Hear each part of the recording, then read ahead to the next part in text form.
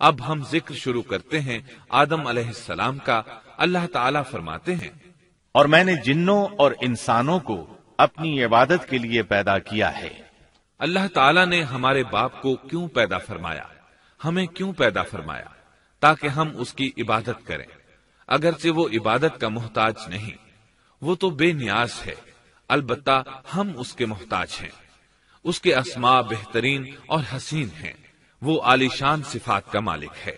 اس نے اپنے ناموں کے آثار ظاہر کرنے کے لیے مخلوق کو پیدا فرمایا، رحمت کے آثار، قدرت کے آثار، جبر اور طاقت کے آثار اور حکمت کے آثار ظاہر کرنے کے لیے مخلوقات کو پیدا فرمایا، ورنہ وہ کسی چیز کا محتاج نہیں۔ آدم علیہ السلام کی تخلیق سے پہلے ہی اس بارے میں اللہ تعالیٰ کا فرشتوں سے مکالمہ ہوا۔ اللہ تعالیٰ نے فرمایا، اور جب تیرے رب نے فرشتوں سے کہا میں زمین میں ایک خلیفہ بنانے والا ہوں۔ خلیفہ سے مراد ہے نائب، اور یہ کہ اس کی نسل میں سے ہر ایک دوسرے کا خلیفہ ہوگا۔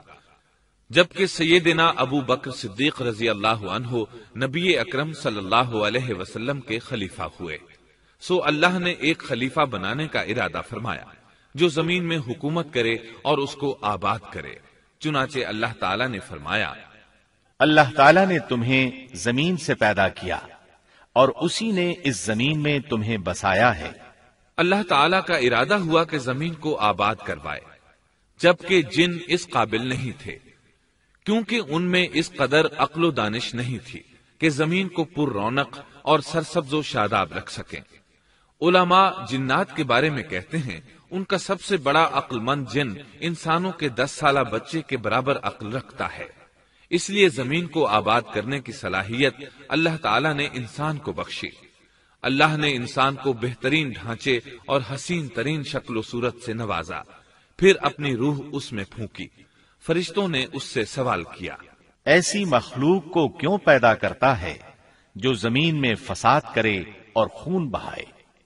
اور ہم تیری تسبیح، حمد اور پاکیزگی بیان کرتے ہیں۔ اس کے جواب میں اللہ نے فرمایا، جو میں جانتا ہوں تم نہیں جانتے۔ دراصل فرشتوں نے کسی طرح معلوم کر لیا تھا کہ آدم کی اولاد زمین میں فساد کرے گی، خون ریزی کرے گی، لیکن انہوں نے یہ بات اعتراض کے طور پر نہیں کہی تھی، کیونکہ ایسا اعتراض تو گناہ ہے، اور فرشتے پلک جھپکنے کے برابر اللہ کی معصیت اور نافرمانی نہیں کرتے، بلکہ وہ تو نہایت معزز عبادت گزار ہیں، کسی بات میں اللہ پر پیش دستی اور سبقت نہیں کرتے، اور اس کے حکم پر عمل کرتے ہیں۔ اللہ کے حکم کی نافرمانی نہیں کرتے، بلکہ جو حکم دیا جائے بجا لاتے ہیں۔ اس لیے فرشتوں کا یہ پوچھنا وضاحت طلبی کے لیے تھا، وہ تو انسان کے پیدا کرنے کی وجہ پوچھ رہے تھے۔ وہ زمین میں جنات کے اعمال اور کرتوت کا مشاہدہ کر چکے تھے، یعنی اللہ تعالیٰ نے انہیں پیدا کر کے اختیار دیا تو وہ فتنہ و فساد اور فسق و فجور میں مبتلا ہو گئے، اور اب ایک اور مخلوق زمین میں بسائی جا رہی تھی، تو اس بات کا امکان تھا کہ یہ مخلوق بھی ان کے نقش قدم پر چلے۔ اس لیے فرشتوں نے تعجب اور حیرت کی بنا پر یہ سوال کیا تھا، اور پوچھنے کا مقصد یہ تھا کہ کیا یہ بھی جنوں کی طرح ہوں گے؟ اس طرح انہیں یہ خدشہ لاحق ہوا کہ شاید ان سے اللہ کی عبادت میں کوتاہی یا کمی واقع ہوئی ہے، جس کی وجہ سے اللہ کو نئی مخلوق پیدا کرنا پڑی۔ اس لیے ان کی بات میں یہ بھی تھا کہ ہم تیری حمد اور ثنا بیان کرتے ہیں۔ بہرحال ان کے سوال کے دو مقصد تھے، کیا یہ جنوں کی طرح فساد کرنے والی قوم ہے؟ کیا ہم سے تیری عبادت میں کوتاہی ہوئی ہے؟ اس پر اللہ تعالیٰ نے فرمایا، جو میں جانتا ہوں وہ تم نہیں جانتے۔ اس موقع پر فرشتوں کے ذہنوں میں ایک اور بات بھی آئی، وہ آپس میں کہنے لگے کہ اللہ تعالیٰ جو بھی مخلوق پیدا کرے گا وہ ہم سے زیادہ معزز اور عالم نہیں ہو سکتی۔ یعنی جب فرشتوں نے باقی مخلوقات کا جائزہ لیا، مثلا آسمان، زمین، پہاڑ، جن، چوپایوں وغیرہ کا، تو انہوں نے سوچا یہ ہم سے زیادہ مرتبے والی نہیں ہے، لہذا یہ مخلوق بھی پیدا ہو رہی ہے تو یہ ہم سے زیادہ مرتبہ نہیں رکھتی، یہ ہمارا خاص مقام ہے کہ اللہ کی تسبیح میں مصروف ہیں، کفر سے محفوظ ہیں، ہر حکم بجا لاتے ہیں، اللہ کے تمام احکامات پورے کرتے ہیں، آسمان اور زمین میں اس کا حکم نافذ کرتے ہیں، اور اللہ کے نزدیک ہم سب سے زیادہ شرف والے ہیں۔ لہذا اگر یہ نئی مخلوق انسان بھی پیدا ہو جائے تو کیا ہوا، ہم سے زیادہ معزز اور علم والی تو نہیں ہوگی۔ بہرحال جب اللہ تعالیٰ نے آدم کو پیدا کیا تو زمین کی مٹی لانے کا حکم فرمایا، چنانچہ اللہ تعالیٰ کے پاس مٹی لائی گئی۔ امام ترمذی، ابن حبان اور امام احمد رحمت اللہ علیہ نے ایک حدیث بیان کی ہے جس کے الفاظ کچھ یوں ہیں: اللہ تعالیٰ نے آدم علیہ السلام کو مٹی کی ایک مٹھی سے پیدا فرمایا، اس مٹی کو اللہ تعالیٰ نے پوری زمین سے اٹھوایا تھا۔ یہی وجہ ہے کہ آدم کی اولاد زمین کے لحاظ سے ہی ظہور پذیر ہوئی۔ بعض سرخ رنگ کے ہیں تو بعض سیاہ اور بعض سفید، اور کچھ اس کے درمیان میں ہیں۔ بعض نیک ہیں، بعض خبیث، اور کچھ پاکیزہ قسم کے ہیں۔ انسان کی تخلیق مٹی سے شروع ہوئی، اس مٹی کو پانی سے تر کیا گیا تو یہ تین بن گئی۔ اسی وجہ سے قرآن مجید کی بعض آیات میں تراب کا لفظ آیا ہے۔ تراب خشک مٹی کو کہتے ہیں، اور بعض آیات میں تین کا لفظ آیا ہے۔ تین تر اور بھیگی مٹی کو کہتے ہیں۔ اللہ تعالیٰ فرماتے ہیں خلقہ من تراب، یعنی آدم کو تراب سے پیدا کیا گیا۔ مٹی کی عام حالت کو تراب کہتے ہیں، اور فرمایا جب آپ کے رب نے فرشتوں سے کہا کہ میں مٹی سے بشر کو پیدا کرنے والا ہوں، جب اس مٹی کو پانی سے زیادہ بھگویا گیا تو وہ لیسدار ہونا شروع ہو گئی۔ اسی لیے اللہ تعالیٰ نے فرمایا ہم نے انسان کو لیسدار اور چپکنے والی مٹی سے پیدا کیا۔ پھر اللہ تعالیٰ نے اپنے مبارک ہاتھوں سے انسان کا ڈھانچہ تیار کیا۔ اللہ نے فرمایا خلقت بیدی، میں نے اپنے دونوں ہاتھوں سے پیدا کیا۔ اللہ تعالیٰ نے انسان کی خلقت فرشتوں کے سپرد نہ کی، بلکہ بذات خود اسے تخلیق کے مراحل سے گزارا اور اپنے ہاتھوں سے اس کی تصویر کشی کی۔ اللہ نے انسان کو پہلے ایک مورتی کی صورت میں ڈھالا، اس کے بعد ایک مقررہ مدت تک چھوڑے رکھا، یہاں تک کہ گیلی مٹی خشک ہو گئی اور اس کا رنگ سیاہ ہو گیا، بدبو آنے لگی، پھر وہ کھنکھناتی مٹی میں بدل گئی، اور آخرکار آگ پر پکی ہوئی مٹی یعنی فخار ٹھیکری کی صورت اختیار کر گئی، جس سے مٹکے وغیرہ تیار کیے جاتے ہیں۔ سیاہ مٹی کو ہما ان کہتے ہیں، اور بدبودار کو مسنون کہتے ہیں، اور کھنکھنا کر بولنے والی مٹی کو سلسال کہتے ہیں، اور ٹھیکری کی طرح کی مٹی کو الفخار کہتے ہیں۔ مختلف آیات میں یہ الفاظ وارد ہوئے ہیں۔ اور یقیناً ہم نے انسان کو کھنکھناتی خشک مٹی سے پیدا کیا جو کہ بدبودار اور سیاہ گارے سے خشک ہوئی تھی۔ اور فرمایا اللہ نے انسان کو کھنکھناتی مٹی سے پیدا کیا جو کہ ٹھیکری کی طرح تھی۔ ان تمام آیات کریمہ میں کوئی تناقض، تعارض اور اختلاف نہیں، اس لیے کہ ان مختلف آیات میں انسان کو اس کی تخلیق کے مختلف مراحل کی یاد دہانی کرائی گئی ہے۔ خلاصہ کلام یہ ہوا کہ تخلیق کے عمل کا پہلا مرحلہ تراب تھا، یعنی عام حالت والی خشک مٹی، پھر تین یعنی بھگوئی ہوئی مٹی، پھر لیسدار مٹی یعنی سلسال، پھر ٹھیکری کی طرح کی مٹی یعنی فخار، اور یہ کام جمعے کی آخری گھڑی میں کیا گیا۔ اور یہ دن اللہ کے لحاظ سے شمار ہونے والے دنوں میں سے ہمارے دنوں کی طرح نہ تھا، ہمارے اور اللہ کے دن مختلف ہیں۔ تخلیق آدم دراصل اللہ کا کرشمہ ہے، انسانوں کو ایک صورت عطا کی گئی۔ اس مرحلے کا تذکرہ بخاری اور مسند احمد کی ایک روایت میں ہے۔ اللہ نے آدم کو پیدا کیا اور ان کا قد 60 ہاتھ یا 60 میٹر لمبا تھا۔ تمام جنتی لوگ اس قد آدم کے ساتھ جنت میں داخل ہوں گے، اور اس وقت سے لے کر آج تک مخلوق کا قد کم ہوتا چلا آ رہا ہے۔ بعد والے لوگ گزشتہ زمانے کے لوگوں سے ہمیشہ چھوٹے قد کے ہوتے چلے آ رہے ہیں۔ بہرحال سب سے پہلے اور سب سے لمبے انسان آدم علیہ السلام تھے۔ امام احمد نے منفرد طور پر ایک روایت بیان کی ہے، اس میں رسول اکرم صلی اللہ علیہ وسلم نے آدم علیہ السلام کی لمبائی 60 ہاتھ یعنی 60 میٹر اور چوڑائی 7 ہاتھ بیان فرمائی ہے۔ سبحان اللہ! سیدنا آدم کس قدر ضخیم اور عظیم مخلوق تھے، صحیح مسلم اور مسند احمد کی روایت میں ہے۔ اللہ نے آدم کو پیدا کیا تو اسے اپنی منشا کے مطابق کچھ عرصہ ڈھانچے کی صورت میں چھوڑے رکھا۔ ابلیس اس کے ارد گرد چکر لگانے لگا۔ اس نے دیکھا کہ وہ پیٹ والا ہے۔ وہ سمجھ گیا کہ یہ مخلوق اپنے آپ پر کنٹرول نہیں کر سکے گی۔ اس حدیث سے معلوم ہوتا ہے کہ انسانوں کی طرح جنات کا پیٹ نہیں ہے، صرف انسان ایسا ہے جس کا اندر والا حصہ کھوکھلا ہے۔ بہرحال اللہ نے انسان کو اس شکل و صورت میں پیدا فرمایا۔ احادیث مبارکہ میں آدم علیہ السلام اور ابلیس ملعون کا قصہ تفصیل سے بھی موجود ہے اور مختصر بھی۔ مثلا تفسیر تبری میں سیدنا عبداللہ بن عباس رضی اللہ عنہما سے روایت ہے، اللہ تعالیٰ نے آدم علیہ السلام کی مٹی کا حکم دیا، مٹی لائی گئی۔ اللہ تعالیٰ نے آدم علیہ السلام کو لیسدار اور بدبودار سیاہ مٹی سے پیدا فرمایا، اور یہ کام اللہ نے اپنے مبارک ہاتھوں سے کیا۔ آدم 40 راتیں مجسمے کی صورت میں پڑے رہے، جسم موجود تھا لیکن روح نہیں تھی۔ ابلیس آتا، اس ڈھانچے کو ٹھوکر لگاتا تو جسم سے ایسی آواز نکلتی جیسے خالی مٹکے پر ہاتھ مارنے سے نکلتی ہے۔ اسی لیے اللہ نے بھی فرمایا ہے کہ وہ کھنکھناتی مٹی سے پیدا کیے گئے۔ آدم علیہ السلام میں روح ڈالنے سے پہلے ایک مرتبہ فرشتوں کا ان کے پاس سے گزر ہوا تو وہ کچھ گھبرا سے گئے۔ ابلیس کو تو بہت زیادہ گھبراہٹ کا سامنا کرنا پڑا۔ وہ گزرتے ہوئے ٹھوکر مارتا اور کہتا، تجھے کسی خاص مقصد کے لیے پیدا کیا گیا ہے۔ یہ کہہ کر وہ آدم کے منہ میں داخل ہو جاتا اور کمر کے راستے باہر آ جاتا اور فرشتوں سے مخاطب ہو کر کہتا، اس سے گھبرانے کی کوئی ضرورت نہیں۔ اگر مجھے اس پر مسلط کر دیا گیا تو میں یقیناً اسے ہلاکت میں ڈال دوں گا، اور اگر اسے مجھ پر مسلط کر دیا گیا تو بلا شبہ میں اس کی نافرمانی کروں گا۔ اندازہ کیجئے وہ تعجب کر رہا ہے کہ انہیں کیوں پیدا کیا گیا ہے۔ اس کی آدم علیہ السلام سے دشمنی کس قدر پرانی ہے، گویا ابتدا ہی سے یہ عداوت پر ڈٹ گیا تھا۔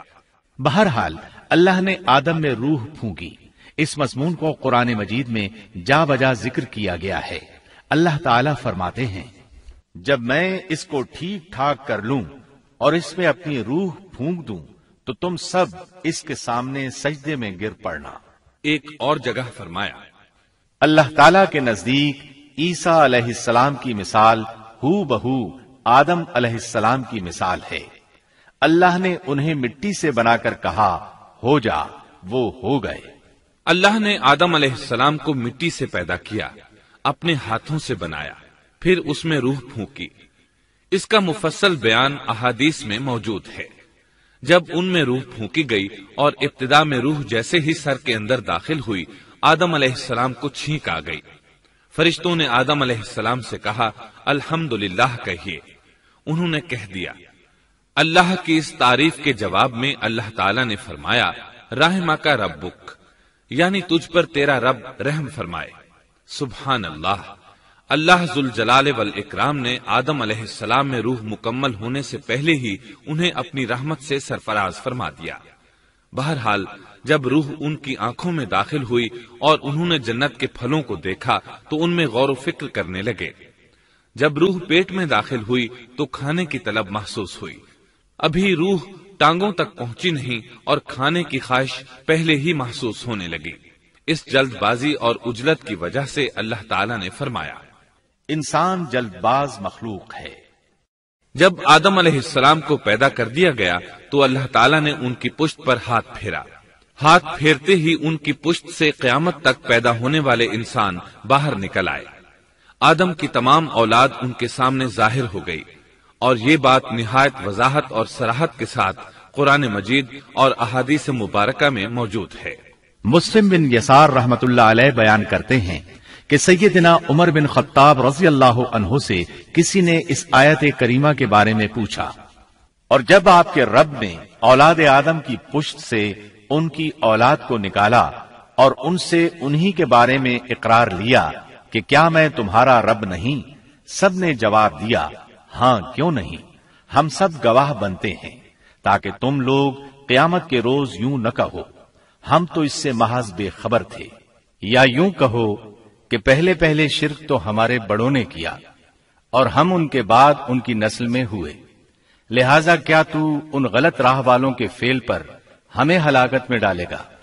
سیدنا عمر رضی اللہ عنہ نے اس شخص کے سوال کے جواب میں فرمایا، میں نے سنا ہے کہ رسول اللہ صلی اللہ علیہ وسلم فرما رہے تھے، اللہ نے آدم علیہ السلام کو پیدا کیا، پھر اپنے دائیں ہاتھ کو اس کی پشت پر پھیرا اور اس سے نسل انسانی کو باہر نکالا اور ان کی طرف اشارہ کر کے فرمایا، میں نے انہیں جنت کے لیے پیدا کیا ہے اور یہ جنت والوں کے اعمال کریں گے۔ پھر اپنے ہاتھ کو دوبارہ آدم علیہ السلام کی پشت پر پھیرا اور اس سے نسل انسانی کو باہر نکالا اور ان کی طرف اشارہ کر کے فرمایا، میں نے انہیں آگ کے لیے پیدا کیا ہے اور یہ آگ والوں کے اعمال کریں گے۔ اس پر ایک شخص نے نبی اکرم صلی اللہ علیہ وسلم سے سوال کیا، اے اللہ کے رسول صلی اللہ علیہ وسلم، تو پھر ہمارے اعمال کس حساب میں شمار ہوں گے؟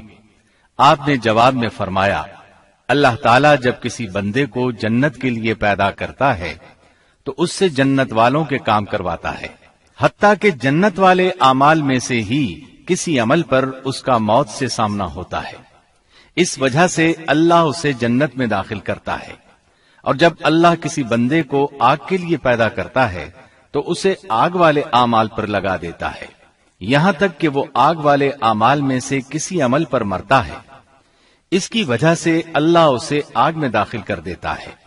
ہر شخص کے لیے اس کام میں آسانی پیدا کر دی جاتی ہے جس کے لیے وہ پیدا کیا گیا ہے۔ لیکن یہ بات ذہن میں ہر وقت موجود رہنی چاہیے کہ اللہ نے انسان کو اختیار دے رکھا ہے کہ وہ اپنی عقل اور فکر کی روشنی میں اللہ کے احکامات پر عمل پیرا ہو کر خود کو جنتی بنا لے، یا عقل کا درست استعمال نہ کرتے ہوئے شیطان کا پٹا گلے میں ڈال لے اور جہنم میں جگہ بنا لے۔ یہ تو اللہ نے انسان کو اختیار دے رکھا ہے، اس کی مرضی کہ جنت والے اعمال کرے یا جہنم والے۔ ہر انسان میں دونوں طرف جانے کی طاقت اور صلاحیت موجود ہے۔ اللہ نے انسان کو مجبور نہیں بنایا، البتہ ہر انسان کو جو بھی رویہ اختیار کرنا تھا اللہ کو اس کا علم تھا، اور اس کا علم برحق ہے، قطعی ہے، اس میں کوئی غلطی نہیں ہو سکتی، اس لیے اس نے اپنے علم کے مطابق تقدیر لکھ دی۔ اب ہم جو کچھ کرتے ہیں تقدیر سے مجبور ہو کر نہیں کرتے، بلکہ اپنے اختیار سے کرتے ہیں، اور چونکہ تقدیر بھی اللہ کے حکم سے لکھی گئی اس لیے اس میں بھی کوئی خطا واقع نہیں ہوتی۔ لہذا تقدیر کا یہ مطلب نہیں کہ انسان تقدیر کی بنا پر ہدایت ماننے یا نہ ماننے پر مجبور ہے، ایسی بات قطعاً نہیں۔ اور درست بات یہ ہے کہ تقدیر کا مسئلہ بہت زیادہ پیچیدہ ہے اور مشکل ترین مسائل میں سے ہے، یہاں اس کی تفصیل کا موقع نہیں۔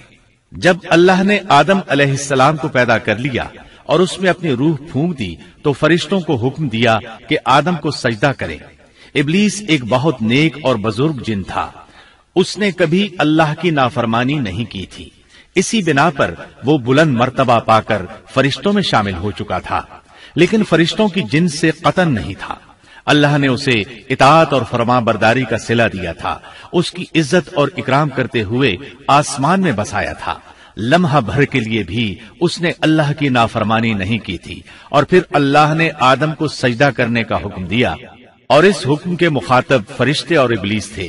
صرف فرشتوں کے لیے یہ حکم نہیں تھا بلکہ ابلیس بھی اس حکم میں شامل تھا، کیونکہ اللہ تعالیٰ فرماتے ہیں، اور یقیناً ہم نے تمہیں پیدا کیا، پھر ہم ہی نے تمہاری صورت بنائی، پھر ہم نے فرشتوں سے کہا کہ آدم کو سجدہ کرو، تو سوائے ابلیس کے سبھی نے سجدہ کیا، وہ سجدہ کرنے والوں میں شامل نہ ہوا۔ اللہ تعالیٰ نے فرمایا، تجھے کس چیز نے سجدے سے روک دیا جبکہ میرا حکم تیرے لیے بھی تھا؟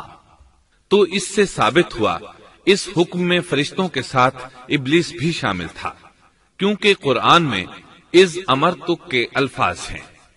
اس کا مطلب ہے کہ میں نے تجھے حکم دیا تھا، اور پھر ابلیس نے جواب میں یہ نہیں کہا کہ تو نے تو مجھے حکم ہی نہیں دیا تھا، بلکہ اس نے سجدہ نہ کرنے کی وجہ یہ بتائی۔ اس نے کہا، میں سجدہ کیوں کروں، میں اس سے بہتر ہوں، اس لیے کہ تو نے مجھے آگ سے پیدا کیا اور اسے مٹی سے۔ تو پھر کہا، اللہ نے حکم دیا، تو اس سے نیچے اتر جا۔ غرض جب ابلیس نے نافرمانی کی، سرکشی اور تکبر کا مظاہرہ کیا تو اس وقت اللہ تعالیٰ اور اس کے درمیان مکالمہ ہوا۔ اللہ نے اس کی سرکشی دیکھ کر اسے سزا دیتے ہوئے فرمایا، اس جنت سے اتر جا، تجھے کوئی حق حاصل نہیں کہ تو اس جنت میں رہ کر تکبر کرے۔ ابلیس نے جواب میں کہا، مجھے قیامت کے دن تک مہلت دے دیجئے، یعنی اتنی لمبی عمر دے دیجئے کہ میں قیامت تک زندہ رہوں، موت نہ آئے۔ اللہ نے فرمایا، تجھے مہلت دے دی گئی، لیکن ایک وقت مقررہ تک۔ اور جب شیطان اس طرف سے مطمئن ہو گیا کہ اسے مہلت مل گئی، تب اس نے کہا، چونکہ تو نے مجھے گمراہ کر دیا ہے، اس وجہ سے میں قسم کھاتا ہوں کہ میں انسانوں کی گمراہی کے لیے تیرے سیدھے راستے پر بیٹھ جاؤں گا، پھر ان کے آگے سے، ان کے پیچھے سے، ان کے دائیں سے، ان کے بائیں سے، ان کے پاس آؤں گا، اور آپ ان میں سے اکثر لوگوں کو شکر گزار نہیں پائیں گے۔ اللہ تعالیٰ نے شیطان کا رد کرتے ہوئے فرمایا، یہاں سے ذلیل و خوار ہو کر نکل جا۔ ان میں سے جو شخص بھی تیرا حکم مانے گا، میں ایسے تمام گمراہوں سے جہنم کو بھر دوں گا۔ جو انسان بھی تیرا پیروکار بنے گا، وہ جہنم کا مستحق اور حقدار ٹھہرے گا۔ قرآن مجید میں دوسرے مقامات پر بھی اس گفتگو کو نئے پیرائے میں دہرایا گیا ہے۔ مثلاً اللہ نے فرمایا، یقیناً ہم نے انسان کو کھنکھناتی مٹی سے پیدا فرمایا ہے جو کہ سڑے ہوئے گارے کی تھی، اور اس سے پہلے ہم نے جنات کو لو والی آگ سے پیدا کیا۔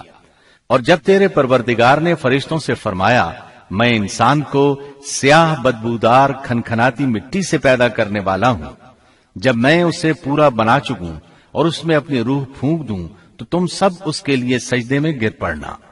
چنانچہ تمام فرشتوں نے سجدہ کیا سوائے ابلیس کے، اس نے سجدہ کرنے والوں میں شمولیت اختیار کرنے سے صاف انکار کر دیا۔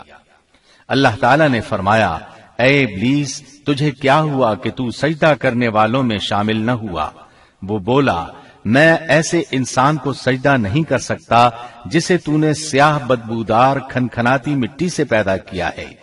اللہ تعالیٰ نے فرمایا، اب تو بہشت سے نکل جا، کیونکہ تو مردود ہے اور تجھ پر قیامت کے دن تک میری پھٹکار ہے۔ کہنے لگا، اے میرے رب، مجھے اس دن تک مہلت دے دے جس دن کے لوگ دوبارہ زندہ کیے جائیں گے۔ اللہ نے فرمایا، اچھا، اس مقررہ وقت کے دن تک تجھے مہلت دی گئی۔ کہنے لگا، اے میرے رب، چونکہ تو نے مجھے گمراہ کیا ہے، مجھے بھی قسم ہے کہ میں انسانوں کے لیے زمین میں گناہوں کو خوشنما بناؤں گا اور ان سب کو بہکا دوں گا، سوائے ان کے جو تیرے منتخب اور مخلص بندے ہوں گے، وہ میرے بہکاوے میں نہیں آئیں گے۔ اللہ نے فرمایا، ہاں، یہی مجھ تک پہنچنے کی سیدھی راہ ہے کہ مخلص بن جاؤ، میرے بندوں پر تجھے کوئی غلبہ نہیں ہوگا۔ البتہ جو گمراہ لوگ تیری پیروی کریں گے، یقیناً ان کے وعدے کی جگہ جہنم ہے۔ ایک اور مقام پر اللہ تعالی فرماتے ہیں، جب ہم نے فرشتوں کو حکم دیا کہ آدم کو سجدہ کرو تو ابلیس کے سوا سب نے سجدہ کیا۔ اس نے کہا، کیا میں اسے سجدہ کروں جسے تو نے مٹی سے پیدا کیا ہے؟ اچھا دیکھ لے، اسے تو نے مجھ پر فضیلت دی ہے، اگر مجھے بھی تو نے قیامت تک ڈھیل دی تو میں سوائے چند لوگوں کے اس کی اولاد کو گمراہ کروں گا۔ اس پر اللہ نے فرمایا، جا، ان میں سے جو بھی تیرا فرمانبردار ہو جائے گا تو تم سب کی سزا جہنم ہے، جو پورا پورا بدلہ ہے۔ ان میں سے تو جسے بھی اپنی آواز کے ساتھ بہکا سکتا ہے بہکا لے، اور ان پر اپنے سوار اور پیادے چڑھا لا، یعنی اپنے گھڑ سوار لشکر اور پیدل لشکر کو چڑھا کر لے آ، اور اپنا ہر داؤ، ہر ترکیب اور ہر اسلحہ استعمال کر لے، اور ان کے مالوں اور اولاد میں بھی شرکت کر لے، اور تو انہیں دل بہلانے والے وعدے دے لے، یعنی ان کے برے اعمال بنا سنوار کر انہیں دکھا اور غلط خواہشات دلا، جنت، دوزخ اور دوبارہ زندہ نہ ہونے کے وعدے دے، اور ان سے شیطان کے جتنے بھی وعدے ہوتے ہیں سب کے سب سراسر فریب ہیں۔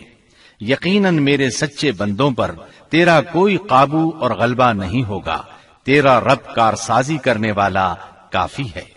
اسی طرح بہت سی آیات میں پہلی معصیت الہی کا ذکر کیا گیا ہے۔ سب سے پہلا نافرمان ابلیس ملعون تھا۔ وہ خبیث اللہ کے سامنے تکبر اور انات سے بھرپور جواب دیتا رہا۔ اسی وجہ سے اللہ نے اسے کافر کا لقب دیا۔ کافر اسے کہتے ہیں جو نعمت کا انکار کرے۔ اللہ نے اس پر اتنا فضل و کرم اور انعام و احسان کیا کہ بلند ترین مرتبے تک پہنچا دیا، لیکن اس نے اللہ کی اس نعمت کی قدر نہ کی، پرواہ نہ کی اور کفر کا راستہ اختیار کیا۔ اللہ تعالیٰ فرماتے ہیں، جبکہ آپ کے رب نے فرشتوں سے فرمایا کہ میں مٹی سے ایک انسان کو پیدا کرنے والا ہوں، سو جب میں اسے ٹھیک ٹھاک کر لوں اور اس میں اپنی روح پھونک دوں تو تم سب اس کے سامنے سجدے میں گر پڑنا۔ چنانچہ تمام فرشتوں نے سجدہ کیا مگر ابلیس نے نہ کیا اور اس نے تکبر کیا، وہ کافروں میں سے تھا۔ سب سے پہلا گناہ تکبر تھا، اسی لیے علماء کرام فرماتے ہیں تمام گناہوں کی جڑ تکبر اور غرور ہے۔ نبی اکرم صلی اللہ علیہ وسلم نے اپنی امت کو تکبر نہ کرنے کا سختی سے حکم فرمایا، اس کی برائی، وبال اور ہلاکت سے آگاہ فرمایا۔ آپ نے فرمایا، اللہ اس شخص کی طرف رحمت سے دیکھے گا بھی نہیں جس نے تکبر کی بنا پر کپڑا ٹخنوں سے نیچے لٹکایا۔ اس کے علاوہ نبی صلی اللہ علیہ وسلم نے تو مطلقاً فرما دیا، وہ شخص جنت میں داخل ہونے کے قابل نہیں جس کے دل میں ذرہ برابر بھی تکبر ہے۔ جو شخص اپنے کپڑے، اپنے مکان اور اپنے قبیلے پر فخر کرتا ہے اس سے اللہ کی رحمت اٹھ جاتی ہے۔ اسی لیے نبی صلی اللہ علیہ وسلم نے جب اپنے صحابہ کرام کو دیکھا کہ مہاجر صحابی انصار صحابہ کے خلاف اور انصاری صحابی مہاجرین صحابہ کے خلاف آواز لگا رہے ہیں تو آپ نے فرمایا، اس جاہلیت والی پکار کو چھوڑو، یہ بہت بدبودار ہے۔ برادری کی بنیاد پر لڑنا، باہم فخر کرنا برے نتائج کا ذریعہ ہے۔ گناہوں کی بنیاد بھی تکبر ہے۔ اس لیے ہر مومن کو چاہیے کہ اپنے نوکر، خادم، ملازم یا کسی بھی مسکین پر کبھی بھی فخر و غرور کا اظہار نہ کرے، کیونکہ یہی اللہ کی سب سے پہلی نافرمانی وجود میں آئی تھی۔ تکبر کا یہ ذکر ضمناً آ گیا۔ ہم پھر اپنے موضوع کی طرف لوٹتے ہیں۔ اللہ نے آدم علیہ السلام کو پیدا کیا اور انہیں عالم بنا کر ہی تخلیق کیا، یعنی جب وہ پیدا ہوئے تو جاہل نہیں تھے۔ اللہ نے آدم علیہ السلام کو فرشتوں سے بھی بڑا عالم بنا کر پیدا فرمایا۔ بے شمار احادیث میں آدم علیہ السلام کی ابتدا اور ان کے علم کا ذکر موجود ہے۔ جب اللہ نے آدم میں مکمل روح ڈال دی اور وہ اپنے پاؤں پر کھڑے ہو گئے تو اللہ نے انہیں حکم دیا، جاؤ فرشتوں کی جماعت کو السلام علیکم کہو۔ آدم اور فرشتوں کی زبان عربی تھی، یہی زبان اہل جنت کی ہے۔ آدم گئے، جا کر سلام کہا، انہوں نے جواب میں کہا وعلیکم السلام ورحمت اللہ، یعنی تجھ پر اللہ کی سلامتی اور رحمت ہو۔ اللہ نے فرمایا، یہ تیرا اور تیری اولاد کا آپس میں ایک دوسرے کو تحفہ اور ہدیہ ہے۔ اللہ نے آدم علیہ السلام کو ابتدا ہی میں تمام نام سکھا دیے۔ مفسرین نے ان ناموں کے بارے میں بہت بحثیں ذکر کی ہیں۔ مضبوط موقف سیدنا عبداللہ بن عباس رضی اللہ عنہما کا ہے کہ اللہ نے آدم علیہ السلام کو ہر چیز کا نام سکھا دیا تھا، مثلاً یہ پہاڑ ہے، یہ سمندر ہے، یہ پرندہ ہے، یہ درخت ہے وغیرہ۔ وہ آسمان اور زمین کی ہر چیز کا نام جانتے تھے۔ یہ علم کیسا تھا، انسان نے کس طرح ہر چیز کا نام پہچان لیا۔ یقیناً اللہ انسان میں یہ طاقت پیدا کر سکتا ہے کہ وہ ہر علم کا احاطہ کر سکے۔ اللہ نے آدم علیہ السلام کو ہر چیز کا نام اور اس کی صنعت اور کام بھی معلوم کرا دیا۔ آگ، لوہے، لکڑی، غرض ہر چیز کا نام اور استعمال ذہن میں ڈال دیا۔ وہ کس قدر عظیم علم سے بہرور ہوئے، سبحان اللہ۔ بہرحال اللہ نے آدم علیہ السلام کو صرف شکل و صورت اور تخلیق ہی میں بلند مرتبہ عطا نہیں کیا تھا، بلکہ عقل و علم کے لحاظ سے بھی بلند درجے اور مقام پر فائز کیا تھا، جیسا کہ اللہ تعالیٰ فرماتے ہیں، اللہ نے آدم علیہ السلام کو ہر چیز کا نام سکھا دیا، پھر ان چیزوں کو فرشتوں پر پیش کیا اور فرمایا، مجھے ان چیزوں کے نام بتاؤ اگر تم سچے ہو۔ مطلب یہ کہ تم اپنے دعوے میں کہاں تک سچے ہو؟ جب آدم کی تخلیق ہوئی تو تم نے کہا تھا اللہ جو چاہے پیدا کر لے، قسم ہے وہ ہم سے زیادہ معزز اور عالم نہیں ہوگا۔ اس دعوے میں اگر تم سچے ہو تو ذرا ان اشیاء کے نام تو بتاؤ۔ اللہ تعالیٰ نے آدم علیہ السلام کا زیادہ معزز ہونا، مکرم ہونا اور علم و معرفت والا ہونا واضح کرنے کے لیے فرشتوں کو حکم دیا کہ آدم علیہ السلام کو سجدہ کریں۔ یہ سجدہ تعظیمی تھا، عبادت والا سجدہ نہیں تھا۔ سجدہ تعظیمی پہلے وقتوں میں جائز تھا، لیکن اب حرام ہے۔ اسی لیے تو یعقوب علیہ السلام، ان کی بیوی اور 11 بیٹوں نے یوسف علیہ السلام کو سجدہ کیا تھا۔ بہرحال فرشتوں نے آدم علیہ السلام کو سجدہ کیا۔ اس سے معلوم ہو جاتا ہے کہ کون زیادہ عزت اور عظمت والا ہے۔ یقیناً آدم علیہ السلام زیادہ شرف اور منزلت کے حقدار ٹھہرے۔ جب اللہ تعالیٰ نے ان کی عزت، تکریم اور تعظیم ثابت فرما دی، تب علم و معرفت میں ان کی برتری ثابت کرنے کے لیے فرمایا، اگر تم اپنے قول میں سچے ہو تو ان چیزوں کے نام بتاؤ۔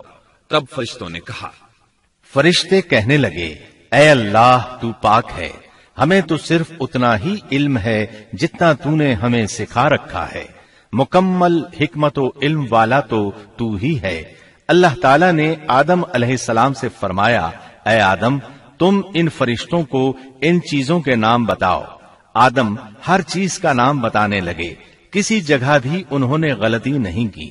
جب انہوں نے فرشتوں کو تمام چیزوں کے نام بتا دیے تو اللہ تعالیٰ نے فرشتوں کو مخاطب کر کے کہا، کیا میں نے تمہیں پہلے ہی نہیں کہہ دیا تھا کہ زمین اور آسمان کا غیب میں ہی جانتا ہوں، اور میرے علم میں ہے جو تم ظاہر کر رہے ہو اور جو چھپا رہے ہو۔ یہاں ذہن میں سوال ابھرتا ہے کہ فرشتے کیا چھپا رہے تھے؟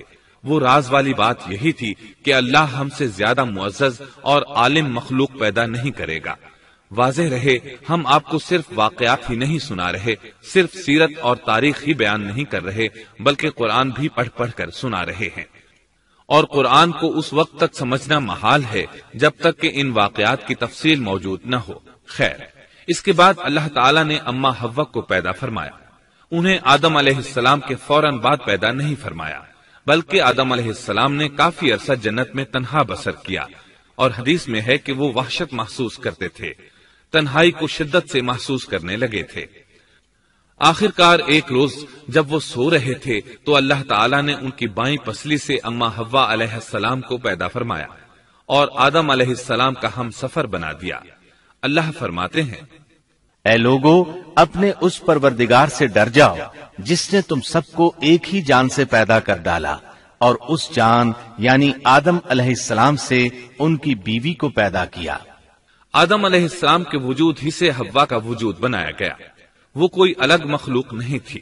جب آدم علیہ السلام بیدار ہوئے تو انہوں نے اپنے قریب ایک عورت کو بیٹھے دیکھا۔ پوچھنے لگے، تم کون ہو؟ حوا علیہ السلام نے کہا، عورت۔ آدم علیہ السلام نے پھر پوچھا، تجھے کس لیے پیدا کیا گیا ہے؟ وہ بولی، آپ کے لیے، تاکہ آپ مجھ سے سکون اور انس حاصل کریں۔ جب فرشتوں نے آدم علیہ السلام کو ایک عورت سے باتیں کرتے دیکھا تو کہنے لگے، اب ایک اور نئی مخلوق پیدا کی گئی ہے۔ آدم علیہ السلام نے ان مخلوقات کا نام تو بتا دیا تھا جو مشہور و معروف تھیں، ان کا نام پوچھنا چاہیے۔ انہوں نے آدم علیہ السلام سے سوال کیا، انہوں نے فوراً جواب دیا، حوا، اس لیے کہ اللہ نے تو آپ کو ہر چیز کا نام سکھا دیا تھا۔ فرشتوں نے کہا، ان کا نام حوا کیوں رکھا گیا ہے؟ آدم علیہ السلام نے جواب دیا، اس لیے کہ اسے ایک زندہ چیز سے پیدا کیا گیا ہے، حیات کی نسبت سے حوا نام رکھا گیا۔ مسلم شریف میں ہے، سیدنا ابو ہریرہ رضی اللہ عنہ روایت کرتے ہیں کہ رسول اللہ صلی اللہ علیہ وسلم نے فرمایا، جو شخص اللہ اور آخرت کے دن پر ایمان رکھتا ہے، جب وہ کسی معاملے کے لیے حاضر ہو تو بھلائی والی بات کرے یا خاموش رہے، اور عورتوں کے بارے میں بھلائی کی وصیت حاصل کر لو، یعنی ان کے ساتھ اچھا سلوک کرو، کیونکہ عورت پسلی سے پیدا کی گئی ہے، اور پسلی میں زیادہ ٹیڑھا حصہ اوپر والا حصہ ہوتا ہے۔ اگر تم اس کو سیدھا کرنا چاہو گے تو توڑ ڈالو گے، اور اگر اس کو چھوڑ دو گے تو وہ اسی طرح ہمیشہ ٹیڑھی رہے گی۔ عورتوں کے بارے میں بھلائی کی وصیت حاصل کر لو۔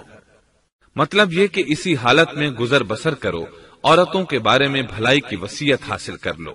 اس حدیث کا مطلب یہ ہے کہ عورتوں پر جبر کر کے زبردستی ان کی طبیعت کو بدلا نہیں جا سکتا، اور عورت ذات کو نہایت نرمی اور پیار سے رکھو۔ ان کی طبیعتوں میں ٹیڑھا پن ہے، وہ کبھی جذبات سے مغلوب ہو جاتی ہے اور عقل کھو بیٹھتی ہے۔ اگر کوئی اسے سیدھا کرنا چاہے تو اس سے لا تعلقی، دوری اور طلاق کی نوبت آ جائے گی۔ اگر اسے چھوڑ دو گے تو ٹیڑھا پن برقرار رہے گا۔ مرد کو بہت حوصلے سے اس صورتحال کو سنبھالنا چاہیے۔ احادیث میں سیدنا ابراہیم علیہ السلام کی زوجہ سیدہ سارہ علیہ السلام کا قصہ موجود ہے۔ وہ حوا علیہ السلام کے بعد کائنات کی سب سے زیادہ خوبصورت عورت تھی۔ احادیث سے یہ اشارہ ملتا ہے کہ حوا علیہ السلام ابتدائے انسانیت سے لے کر قیامت تک پیدا ہونے والی تمام عورتوں میں خوبصورت تھیں۔ اب ابلیس لگا اپنے وسوسے شروع کرنے۔ آدم اور حوا علیہم السلام دونوں اللہ کے حکم سے جنت میں تھے کہ شیطان نے انہیں پھسلانے کی کوشش شروع کر دی۔ اللہ تعالیٰ فرماتے ہیں، اور ہم نے کہہ دیا اے آدم تم اور تمہاری بیوی جنت میں رہو اور جہاں سے چاہو با فراغت کھاؤ۔ جنت بھی کیسی؟ اللہ فرماتے ہیں، وہ جنت کہ جس کی چوڑائی ہی آسمانوں اور زمین کے برابر ہے۔ سو اس جنت میں سے جو چاہو سو کھاؤ، کچھ بھی منع نہیں سوائے ایک درخت کے، چنانچہ ارشاد ہوا، اور ہم نے کہا اے آدم تم اور تمہاری بیوی جنت میں رہو، پھر جس جگہ سے چاہو با فراغت کھاؤ، اور اس درخت کے پاس مت جاؤ ورنہ ظالموں میں سے ہو جاؤ گے۔ ایک اور جگہ فرمایا، اور جب ہم نے فرشتوں سے کہا کہ آدم کو سجدہ کرو تو ابلیس کے سوا سب نے سجدہ کیا۔ ابلیس نے انکار کیا تو ہم نے کہا اے آدم یہ تیرا اور تیری بیوی کا دشمن ہے، خیال رکھنا ایسا نہ ہو کہ وہ تم دونوں کو جنت سے نکلوا دے اور تو مصیبت میں پڑ جائے۔ یہاں تو تجھے آرام ہے، نہ تو بھوکا ہے اور نہ ننگا، اور نہ تو یہاں پیاسا ہوتا ہے، نہ دھوپ سے تکلیف اٹھاتا ہے۔ گویا اللہ نے سیدنا آدم علیہ السلام کو وسوسے سے پہلے ہی خبردار کر دیا تھا۔ ان آیات سے یہ بھی پتا چلا کہ انسان سے ابلیس کی عداوت اور دشمنی ابتدا ہی سے چلی آ رہی ہے، اور یہ بھی ثابت ہوا کہ جو لوگ کہتے ہیں کہ انسان ابتدا میں ننگا تھا ان کا قول صحیح نہیں، اس لیے کہ اللہ تعالیٰ نے جنت میں بھی آدم علیہ السلام پر لباس رکھا اور زمین میں بھی لباس نازل کر دیا، جیسا کہ اللہ تعالیٰ فرماتے ہیں، اے آدم کی اولاد ہم نے تم پر لباس کو نازل کیا جو تمہاری شرمگاہوں کو چھپاتا ہے اور زینت کا سبب بھی ہے، اور تقوی کا لباس اس سے بھی بہتر ہے۔ لہذا آدم ابتدا میں ننگے نہیں تھے، انہیں تو ننگے پن کا علم ہی نہیں تھا، نہ ہی ان کی بیوی کو برہنہ ہونے کا علم تھا۔ اللہ نے آدم علیہ السلام کو کامل نعمتوں سے نوازا، بھوک نہ پیاس، یہاں تک کہ پیاس کے اسباب سے بھی محفوظ، نہ گرمی اور نہ دھوپ، پھر بے انتہا حسن و جمال، مشقت نہ تکلیف، بدبختی نہ بدقسمتی۔ آدم اور حوا علیہ السلام کے دلوں میں وسوسہ ڈالنے کے بارے میں بھی قرآن نے روشنی ڈالی ہے۔ پھر شیطان نے ان دونوں کے دلوں میں وسوسہ ڈالا۔ یہ وسوسہ اس نے ان دونوں کو طمع دلانے کی صورت میں پورا کیا، اور یہ طمع دلائی کہ اس درخت کو کھانے سے ہمیشگی اور بقا ملتی ہے اور کبھی نہ ختم ہونے والی بادشاہت حاصل ہوتی ہے، اور اس وسوسے کا مقصد یہ تھا تاکہ ان کا پردہ بدن جو ایک دوسرے سے پوشیدہ تھا دونوں کے روبرو بے پردہ کر دے۔ ان کی شرمگاہوں کو ننگا کرنے کے لیے اس نے ایسا کیا۔ وہ دونوں کپڑے میں ملبوس تھے، ستر ڈھانپ رکھا تھا۔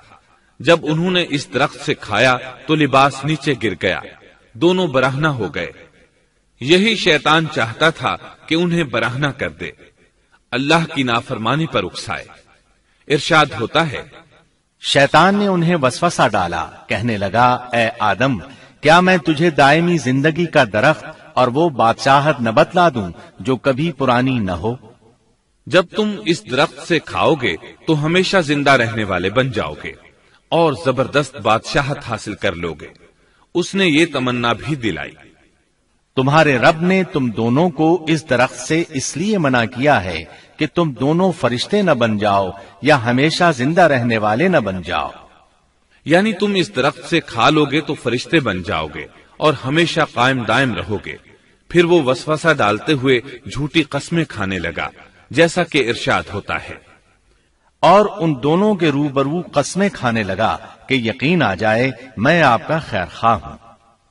اللہ کی قسم کھانے لگا اور اس وقت سے جھوٹی قسموں کی ابتدا ہوئی۔ اس نے ان دونوں کو فریب دے کر بہکا لیا، جیسا کہ فرمایا فَدَلَّاهُمَا بِغُرُورٍ، یعنی دھوکے سے انہیں پھسلایا، حالانکہ انہیں کسی چیز کی کمی نہیں تھی۔ بھلا وہاں کیا محتاجی ہو سکتی تھی؟ جنت میں سکون سے زندگی بسر کر رہے تھے، جنت سے بڑھ کر کیا چاہیے؟ ہمیشہ کے لیے جنت مل چکی تھی۔ اللہ تعالیٰ فرماتے ہیں، ان دونوں نے جب درخت کو چکھا، دونوں کا پردہ بدن ایک دوسرے کے روبرو کھل گیا، دونوں اپنے بدنوں پر درختوں کے پتے جوڑ جوڑ کر رکھنے لگے۔ کپڑے اترنے پر دونوں کو حیا آئی، اس لیے کہ انسان کی فطرت میں برہنہ ہونے کی ناپسندیدگی شامل ہے۔ برہنہ ہو گئے تو کوئی لباس نہیں تھا، اس لیے درختوں کے پتے جوڑ کر جسم ڈھانپنے لگے۔ حدیث میں آیا ہے، آدم بھاگنے لگے تو اللہ نے پکارا، آدم مجھ سے بھاگتے ہو؟ آدم بولے، اللہ میں شرم کی بنا پر بھاگ رہا ہوں، اور اس وجہ سے کہ تیرے سامنے برہنہ کیسے رہوں، پھر یہ کہ نافرمانی کا ارتکاب بھی کر چکا ہوں۔ یہاں ایک سوال پیدا ہوتا ہے، دونوں میں سے پہلے کھانے والا کون تھا؟ اس بارے میں راجح قول یہ ہے کہ وہ حوا علیہ السلام تھی۔ انہی نے آدم علیہ السلام کو طمع دلاتے ہوئے اس غلطی پر آمادہ کیا تھا، جیسا کہ بخاری شریف میں نبی اکرم صلی اللہ علیہ وسلم نے فرمایا، اگر حوا نہ ہوتی تو کوئی عورت اپنے خاوند سے خیانت نہ کرتی۔ حوا علیہ السلام نے انہیں غلطی میں مبتلا کیا تھا۔ اگر حوا علیہ السلام نہ ہوتی تو آدم بھی خیانت میں مبتلا نہ ہوتے اور نہ معصیت میں مبتلا ہوتے۔ تب اللہ نے انہیں پکارا، کیا میں نے تم دونوں کو اس درخت سے نہیں روکا تھا، اور کیا یہ نہیں کہا تھا کہ شیطان تمہارا کھلا دشمن ہے؟ اب توجہ طلب بات یہ ہے کہ اس موقع پر دونوں نے کیا طرز عمل اختیار کیا۔ کیا وہ دونوں اپنی معصیت پر بضد رہے اور تکبر کرنے لگے، جیسا کہ ابلیس نے سجدہ کرنے سے انکار کیا تھا اور پھر لگا تھا اپنی معصیت پر اصرار کرنے، یا ان دونوں نے توبہ کر لی؟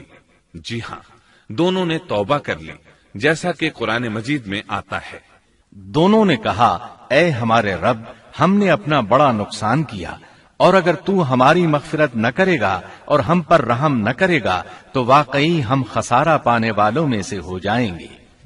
اس قصے میں ایک سوال یہ ذہن میں پیدا ہوتا ہے کہ جب سیدنا آدم علیہ السلام کو ابلیس نے سجدہ نہ کیا تو اللہ تعالیٰ نے اسے مردود بنا کر جنت سے نکال دیا، پھر وہ سیدنا آدم علیہ السلام کو اس درخت کے قریب کس طرح لے گیا جبکہ وہ جنت سے باہر ہو چکا تھا؟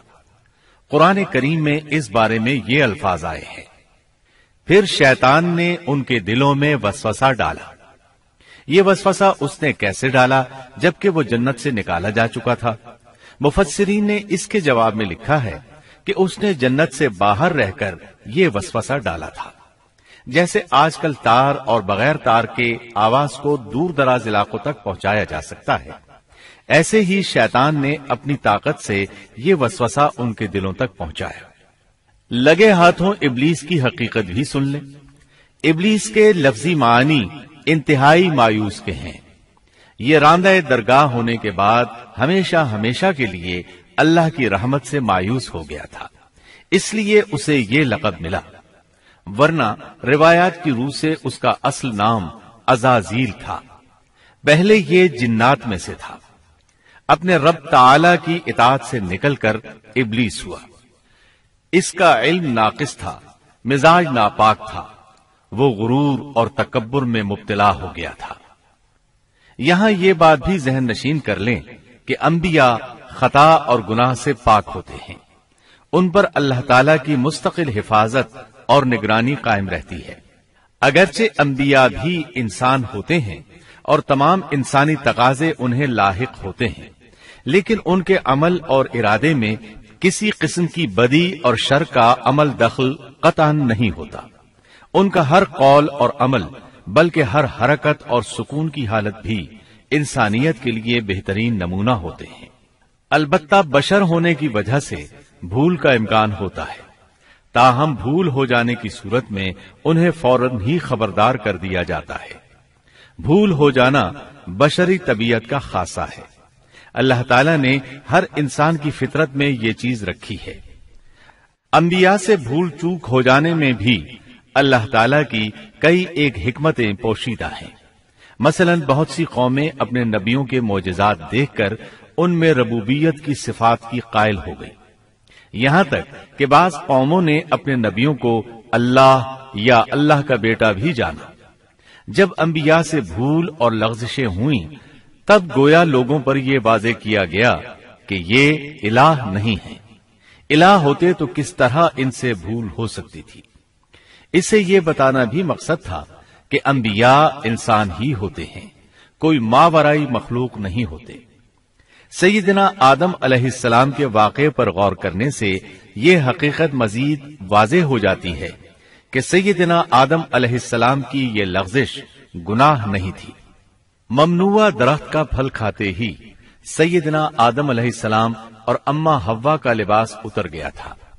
اللہ کا حکم ہوا، قال اهبطوا، جنت سے اتر جاؤ، تم آپس میں ایک دوسرے کے دشمن ہوگے اور تمہارے واسطے زمین میں رہنے کی جگہ ہے اور ایک وقت تک نفع حاصل کرنا ہے۔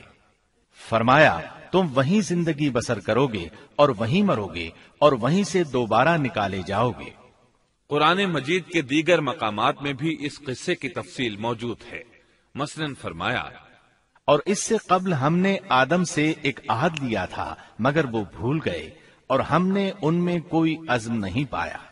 اللہ تعالی فرماتے ہیں، اور جب ہم نے فرشتوں سے کہا آدم کو سجدہ کرو تو ابلیس کے سوا سب نے سجدہ کیا، اس نے صاف انکار کر دیا۔ تو ہم نے کہا اے آدم، یہ تیرا اور تیری بیوی کا دشمن ہے، خیال رکھنا ایسا نہ ہو وہ تم دونوں کو جنت سے نکلوا دے اور تو مصیبت میں پڑ جائے۔ یہاں تو تجھے یہ آرام ہے کہ نہ تو بھوکا ہوتا ہے اور نہ ننگا، اور نہ تو یہاں پیاسا ہوتا ہے اور نہ دھوپ سے تکلیف اٹھاتا ہے۔ لیکن شیطان نے اسے وسوسے میں ڈال دیا، کہنے لگا میں آپ کو دائمی زندگی کے درخت اور وہ بادشاہت بتلاؤں جو کبھی پرانی نہ ہو۔ چنانچہ ان دونوں نے اس درخت سے کھایا، پس ان کے ستر کھل گئے اور وہ بہشت کے پتے اپنے اوپر چپکانے لگے۔ آدم نے اپنے رب کی نافرمانی کی، پس بہک گیا۔ پھر اس کے رب نے نوازا، اس کی طرف توجہ فرمائی اور اس کی رہنمائی کی۔ حکم ہوا تم دونوں یہاں سے اتر جاؤ، تم آپس میں ایک دوسرے کے دشمن ہو۔ اب تمہارے پاس جب کبھی میری طرف سے ہدایت پہنچے تو جو میری ہدایت کی پیروی کرے نہ تو وہ بہکے گا نہ تکلیف میں پڑے گا، ہاں جو میری یاد سے روگردانی کرے گا اس کی زندگی تنگی میں رہے گی اور بروز قیامت ہم اسے اندھا کر کے اٹھائیں گے۔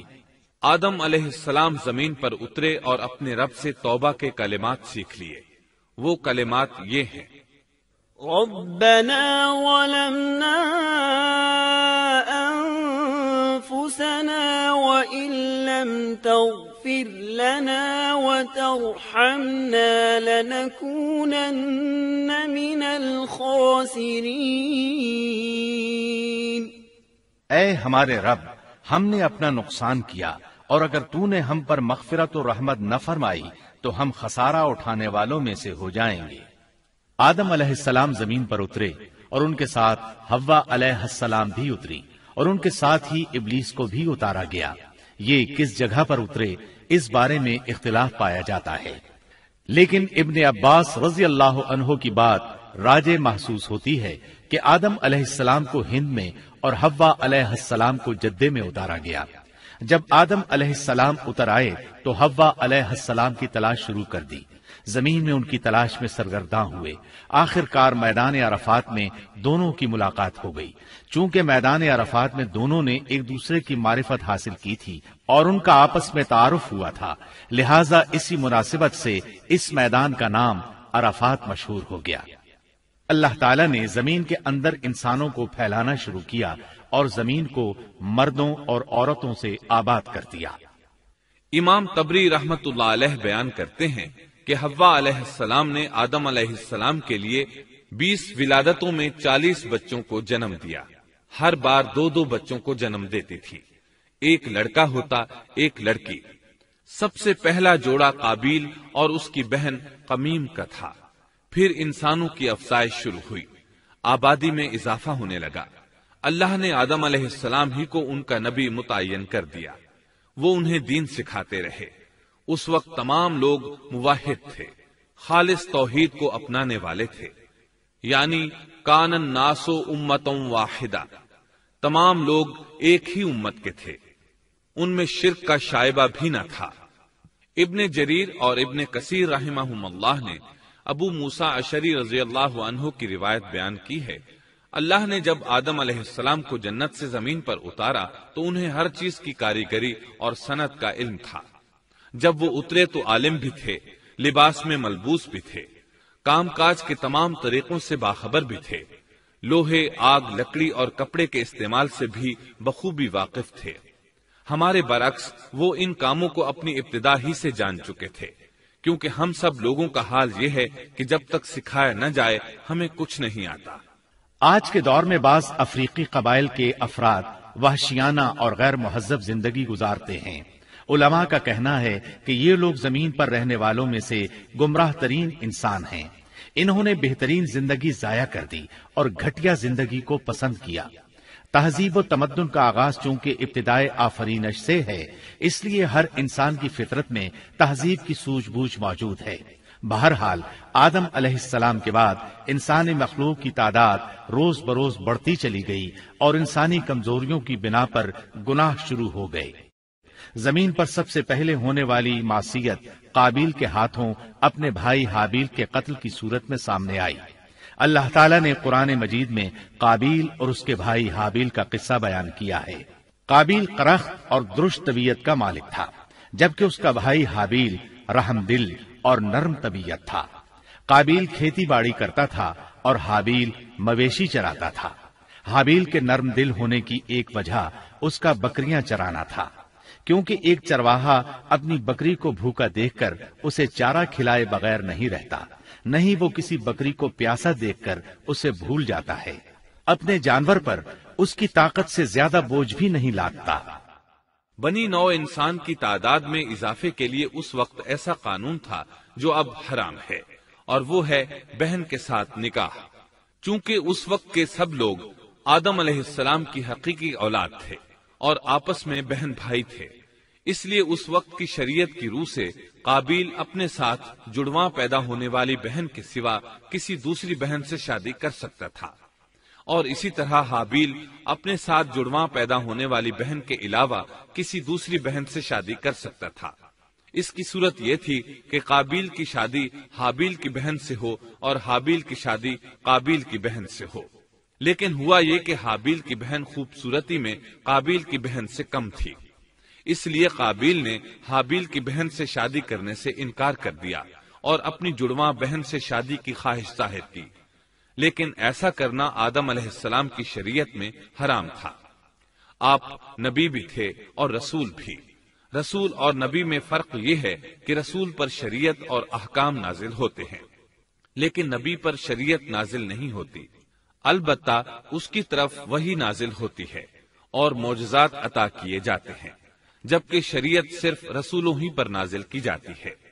آدم علیہ السلام بھی چونکہ رسول تھے، اس لیے ان کی شریعت میں یہ قانون تھا کہ کوئی شخص اپنے ساتھ جڑواں پیدا ہونے والی بہن کے ساتھ شادی نہیں کر سکتا۔ قابیل اس شرعی حکم کی وجہ سے غضبناک ہو گیا، اس نے تعجب کا اظہار کرتے ہوئے اس قانون کو ماننے سے انکار کر دیا۔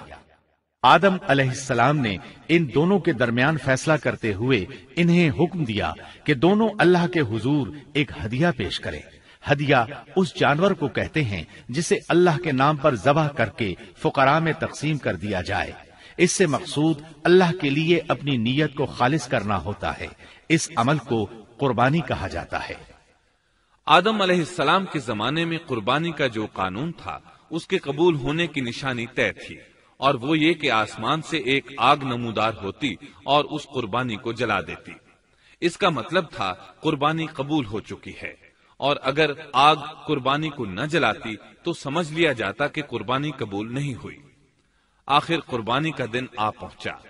حابیل نے اپنے مویشیوں میں سے ایک بہترین جانور لیا اور قربان گاہ میں لا کر اللہ کے حضور پیش کر دیا۔ دوسری طرف قابیل نے اپنی کھیتی کے غلے میں سے ردی قسم کا غلہ قربانی کے لیے پیش کیا۔ دوسرے دن دونوں قربان گاہ پہنچے تو انہوں نے دیکھا کہ حابیل کی قربانی قبول ہو چکی ہے، جبکہ قابیل کی قربانی کو آگ نے چھوا تک نہیں تھا۔ یہ دیکھ کر قابیل حابیل پر غضبناک ہوا۔ شیطان نے بھی اسے وسوسے میں مبتلا کیا کہ اپنے بھائی کو قتل کر دے۔ اس نے اپنے بھائی حابیل کو جان سے مار ڈالنے کا پختہ ارادہ کر لیا۔ اس وقت تک روئے زمین پر کوئی انسان قتل نہیں ہوا تھا۔ انسانی تاریخ میں یہ پہلا قتل ہے جس کا ارتکاب قابیل نے کیا۔ وہ اپنے بھائی حابیل کے پاس گیا اور اس سے بولا، میں تجھے قتل کر دوں گا۔ جواب میں حابیل نے کہا، اگر تو مجھے قتل کرنے کی کوشش کرے گا تو میں اپنے دفاع میں ہاتھ نہیں اٹھاؤں گا، اس لیے کہ میں چاہتا ہوں تو اپنے دیگر گناہوں کے ساتھ میرے قتل کا گناہ بھی اٹھا لے، تیرے گناہ زیادہ ہو جائیں۔ چنانچہ ایک تاریک رات میں حابیل سویا ہوا تھا کہ قابیل ایک بڑا سا پتھر اٹھا کر اس کے پاس آیا۔ اس نے وہ پتھر اپنے بھائی کے سر پر دے مارا۔ اس طرح اس نے حابیل کو قتل کر دیا، روئے زمین پر قتل کی ابتدا کر دی، زمین کو پہلے خون سے رنگ دیا۔ تاریخ انسانی میں یہ سب سے پہلا جرم تھا جو قابیل کے ہاتھوں ہوا۔ قتل تو وہ کر بیٹھا، اب حیران اور پریشان ہوا کہ اس کی لاش کا کیا کرے۔ اس وقت تک نسل انسانی موت سے بھی دوچار نہیں ہوئی تھی۔ آدم علیہ السلام کی اولاد میں سے اس وقت تک کوئی فوت نہیں ہوا تھا، اس لیے قابیل کو معلوم نہیں تھا کہ مردے کے ساتھ کیا کیا جائے۔ اسی کشمکش کے عالم میں اس نے بھائی کی لاش کو کمر پر اٹھا لیا اور چل پڑا۔ چلا جا رہا تھا کہ اللہ نے 2 کوے بھیجے، دونوں کوے آپس میں لڑ پڑے، ایک نے دوسرے کو ہلاک کر دیا۔ اب زندہ کوا مٹی کھودنے لگا، اس طرح اس نے ایک گڑھا تیار کر لیا، مردہ کوے کو اس میں رکھا اور اوپر مٹی ڈال دی۔ اس طرح قابیل کو دفن کا طریقہ معلوم ہوا۔ اس نے بھی گڑھا کھودا اور حابیل کی لاش کو اس میں دبا دیا۔ وہ اپنے کیے پر نادم ضرور تھا، لیکن اس نے اللہ سے معافی نہ مانگی، جبکہ انسان کے لیے ضروری ہے کہ اس سے کوئی گناہ ہو جائے تو اللہ سے معافی مانگے۔ قابیل اور حابیل کے درمیان جو مکالمہ ہوا، اللہ تعالیٰ نے اس کا ذکر سورہ مائدہ آیت 27 تا 29 میں کیا ہے۔ اللہ فرماتے ہیں، آدم علیہ السلام کے دونوں بیٹوں کا کھرا کھرا حال بھی انہیں سنا دو۔ ان دونوں نے ایک نذرانہ پیش کیا، ان میں سے ایک کی نذر تو قبول ہو گئی اور دوسرے کی قبول نہ ہوئی تو وہ کہنے لگا، میں تجھے مار ہی ڈالوں گا۔ اس نے کہا، اللہ تقوی والوں ہی کا عمل قبول کرتا ہے، گو تو میرے قتل کے لیے دسترازی کرے، لیکن میں تیرے قتل کے لیے ہرگز اپنا ہاتھ نہیں بڑھاؤں گا۔ میں تو اللہ تعالی پروردگار عالم سے خوف کھاتا ہوں، میں تو چاہتا ہوں کہ تو میرا گناہ اور اپنا گناہ اپنے سر پر رکھ لے اور دوزخیوں میں شامل ہو جائے، ظالموں کا یہی بدلہ ہے۔ اس کا مطلب یہ تھا کہ تیرے اور گناہوں کے ساتھ میرے قتل کا گناہ بھی تیرے ذمہ لگے اور تو ظالموں میں سے ہو جائے۔ حابیل کے قتل کے بعد قابیل پر جو گزری اس کا ذکر اللہ نے سورہ مائدہ آیت 30 اور 31 میں کیا ہے۔ پس اسے اس کے نفس نے اپنے بھائی کے قتل پر آمادہ کر دیا اور اس نے اسے قتل کر ڈالا، اس سے وہ نقصان والوں میں سے ہو گیا۔ پھر اللہ تعالیٰ نے ایک کوے کو بھیجا جو زمین کھود رہا تھا تاکہ اسے دکھائے کہ وہ کس طرح اپنے بھائی کی ناش کو چھپا سکتا ہے۔ وہ کہنے لگا، ہائے افسوس، کیا میں ایسا کرنے سے بھی گیا گزرا ہو گیا کہ اس کوے کی طرح اپنے بھائی کی لاش کو دفنا دیتا۔ پھر تو بڑا ہی پشیمان اور شرمندہ ہوا۔ امام احمد، ترمذی اور ابو داود نے سیدنا سعد بن ابی وقاص رضی اللہ عنہ سے روایت کی ہے کہ انہوں نے سیدنا عثمان رضی اللہ عنہ کی شہادت کے فتنے کے وقت فرمایا، میں گواہی دیتا ہوں کہ رسول اکرم صلی اللہ علیہ وسلم نے فرمایا تھا، ایک بہت بڑا فتنہ رونما ہوگا، اس میں بیٹھنے والا کھڑے ہونے والے سے بہتر ہوگا اور کھڑا ہونے والا چلنے والے سے بہتر ہوگا اور چلنے والا دوڑنے والے سے بہتر ہوگا۔ کسی نے کہا، اگر کوئی میرے گھر میں داخل ہو کر میری طرف ہاتھ بڑھائے تاکہ وہ مجھے قتل کر دے تو آپ صلی اللہ علیہ وسلم نے فرمایا، تو آدم علیہ السلام کے بیٹے کی طرح قتل ہو جا۔ یعنی اس فتنے میں قتل ہو جانا हाबील की सुन्नत पर अमल करते हुए खुद हाथ न उठाना, कातिल कहलाने की बजाय मकतूल होने को पसंद करना। इसी तरह मुस्नद अहमद की एक रिवायत में है, रसूलुल्लाह सल्लल्लाहु अलैहि वसल्लम ने फरमाया, दुनिया में जब भी कोई जुल्म से कत्ल होता है तो उसका गुनाह आदम अलैहिस्सलाम के पहले बेटे काबिल की गर्दन पर जरूर होता है, इसलिए कि वो पहला शख्स है जिसने जालिमाना कत्ल की इब्तिदा की और ये नापाक तरीका जारी किया। इस हदीस से इस जुर्म की नौइयत का बखूबी अंदाजा होता है कि अल्लाह ताला ने इसको सिर्फ एक कत्ल करार नहीं दिया, बल्कि इसको एक घिनौनी हरकत करार दिया। क़यामत तक आने वाले लोग जो इस गुनाह के मुर्तकिब होंगे, उनका कुछ गुनाह काबिल के हिसाब में डाला जाएगा। हाबील को कत्ल करने के बाद काबिल ने अपनी बीवी को साथ लिया और दूर दराज नर्म जमीन के पास जाकर रिहाइश पजीर हो गया और आदम अलैहिस्सलाम के सामने तक न हुआ। आदम अलैहिस्सलाम पहाड़ों के करीब एक बस्ती में रह रहे थे। ये उनसे बहुत दूर जा बसा था। इस तरह काबिल का आदम अलैहिस्सलाम से राबिता बिल्कुल खत्म हो गया और उससे एक नई नस्ल की इब्तिदा हुई। फहाशी और उरियानी को उनके यहाँ उरूज हासिल था। इबादत ये लोग अगरचे अल्लाह ही की करते थे, लेकिन आदम अलैहिस्सलाम की शरीयत के खिलाफ बेहयाई के दिलदादा थे। तकवा की किल्लत, अहकाम इलाही की नाफरमानी और फहाशी का फरोग उनके शब रोज का मामूल था। इसके बाद लोग दो गिरोहों में तकसीम हो गए। शरीर और बुरे लोग काबिल के साथ मिल गए और आदम अलैहिस्सलाम के दीगर बेटे और नेक लोग आदम अलैहिस्सलाम के साथ मिल गए। आदम अलैहिस्सलाम 960 साल जिंदा रहे। इनकी कुल उम्र तो 1000 साल थी, लेकिन 40 साल कम कर दी गई। सैयदना अबू हुरैरा रजी अल्लाह अन्हु बयान करते हैं कि रसूलुल्लाह सल्लल्लाहु अलैहि वसल्लम ने फरमाया, जब अल्लाह ने आदम अलैहिस्सलाम को पैदा फरमाया तो उनकी पीठ पर हाथ फेरा। इस तरह क़यामत तक जितने इंसान पैदा होने वाले थे, उनकी रूहें वजूद में आ गईं। फिर हर इंसान की आंखों के दरमियान एक नूर रखकर आदम अलैहिस्सलाम के सामने पेश किया। उन्होंने पूछा, या अल्लाह, ये कौन है? अल्लाह ने फरमाया, ये तेरी औलाद है। इनमें से एक की पेशानी की चमक आदम अलैहिस्सलाम को बहुत अच्छी लगी। उन्होंने पूछा, या अल्लाह, ये कौन है? जवाब मिला, ये तेरी औलाद में से बहुत दूर जाकर हैं। इनका नाम दाऊद है। पूछा, इनकी उम्र कितनी है? फरमाया, 60 साल। आदम अलैहिस्सलाम कहने लगे, या अल्लाह, 40 साल मेरी उम्र में से इनकी उम्र में शामिल कर दे। इस सिलसिले में दूसरी रिवायत यूं आई है, जब आदम अलैहिस्सलाम की रूह कब्ज करने के लिए फरिश्ता आया तो वो कहने लगे, मेरी उम्र में तो अभी 40 साल बाकी हैं। उस वक्त उनकी उम्र 960 साल थी। अंबिया अपनी उम्र से वाकिफ होते हैं।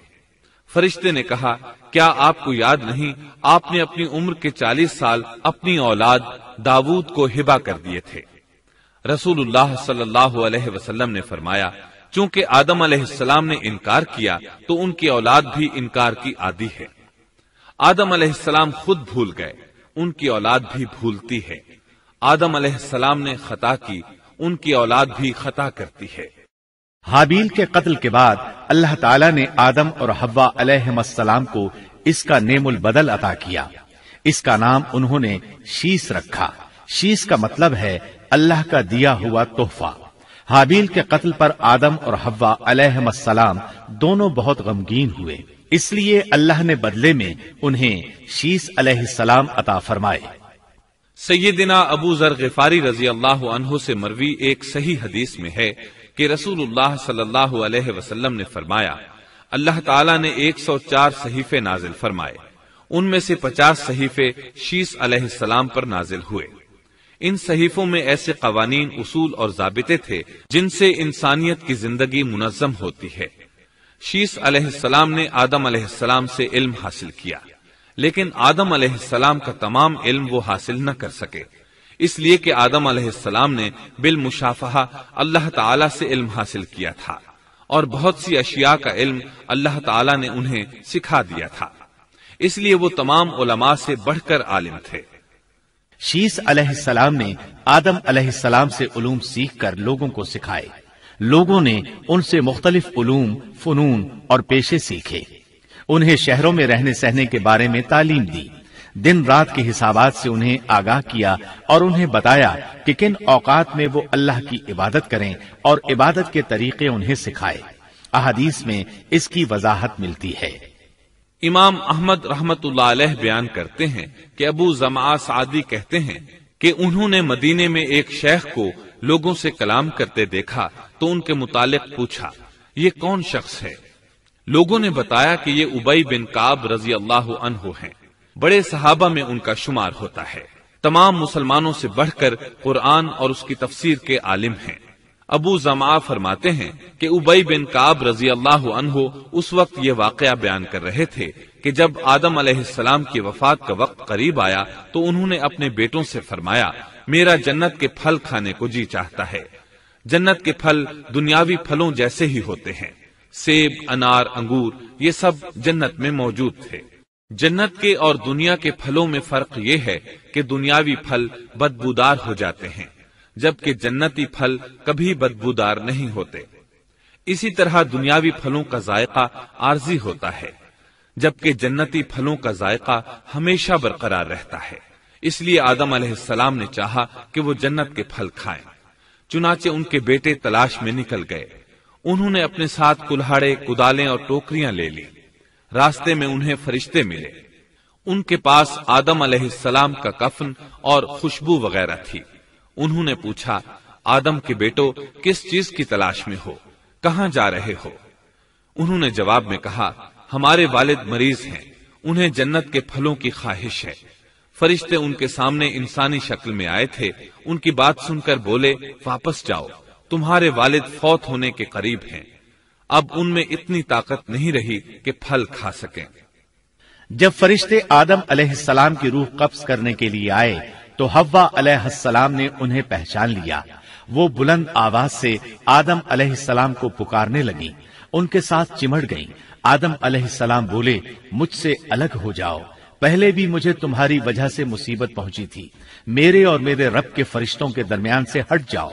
फिर फरिश्तों ने आदम अलैहिस्सलाम की रूह कब्ज की, उन्हें गुस्ल दिया, कफन पहनाया, खुशबू लगाई, आपकी कब्र खोदी। फिर उन्होंने आदम अलैहिस्सलाम की नमाज जनाजा अदा की। उसके बाद उन्हें कब्र में उतारा, फिर ऊपर मिट्टी डाल दी और बोले, आदम के बेटो, तुम्हारे लिए यही तरीका है। उस वक्त तक लोग कफन दफन के अहकामात से वाकिफ नहीं थे। उन्हें इल्म न था कि काबिल ने अपने भाई को कैसे दफन किया था। इसलिए फरिश्तों को भेजा गया ताकि तदफीन का तरीका बता दें। तो इस तरह इंसान को दफन करने का तरीका मालूम हुआ जो फरिश्ते लेकर आए थे। आदम अलैहिस्सलाम ने अपनी 960 साल की मुकम्मल जिंदगी में सिवाय उस दरख्त का फल खाने के और कोई खता नहीं की। आपकी वफात के 1 साल बाद हव्वा अलैहिस्सलाम भी वफात पा गईं। ये था हमारे बाप सैयदिना आदम अलैहिस्सलाम का उसवा और सीरत तैयबा का हाल।